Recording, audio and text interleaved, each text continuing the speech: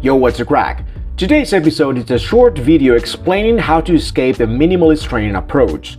If you're also building a broad base of strength through hypertrophy like I am, you'll soon realize that you have to outgrow a style of training that is entirely based on a few compound lifts. Let's assume that for the first few months you only train 6 different lifts, which is not uncommon practice and possibly a pretty good idea for most people at the start. For the sake of the example, these are the conventional deadlift, the back squat, the flat bench press, the overhead press, the bent over row, and chin-ups. Becoming proficient and then progressing the small basket of big compound lifts like these at the early stages of your fitness journey is arguably a great long-term investment. However, sooner rather than later, you'll be forced to expand your toolbox in order to strengthen smaller body parts more specifically. An acceptable method to render a minimalist mindset obsolete is by looking at the muscles working in each of the aforementioned lifts. Let's take a look at the flat bench press, for example. The primary muscle movers are the front deltoids, the pectoralis, and the triceps.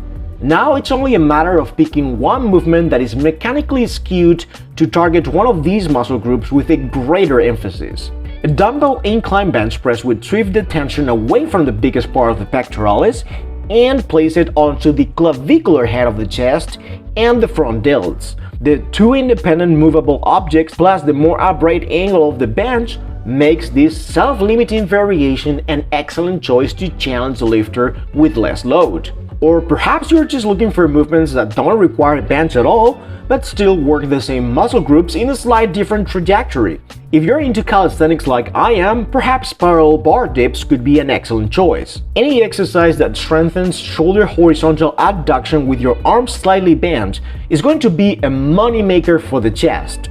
Overloading this anatomical function is typically done through smaller lifts, also known as isolation movements.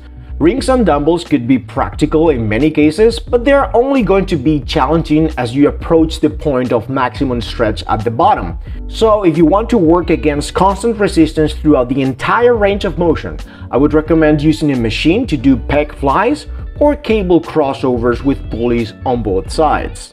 If your goal is base building, single joint exercises are possibly the best way to strengthen your triceps.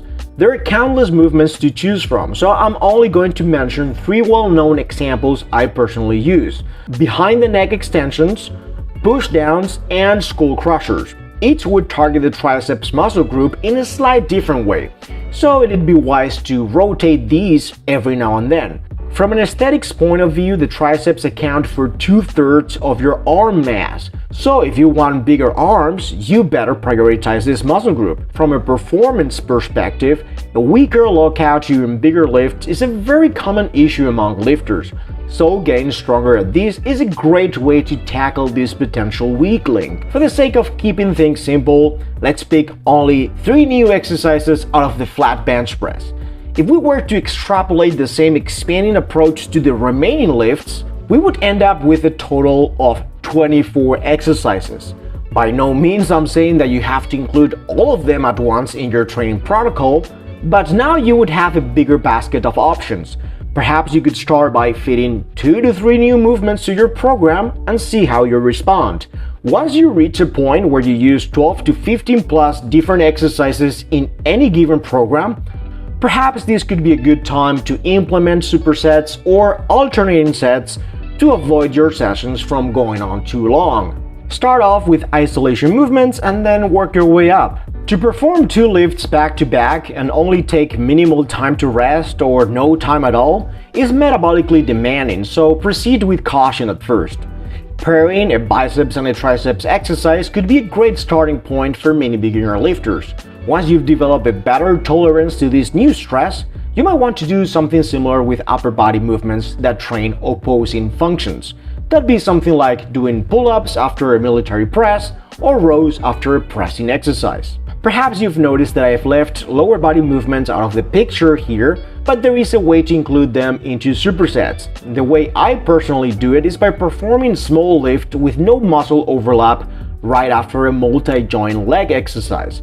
My go-to combos would be low raises or a forearm movement right after leg press or back squats.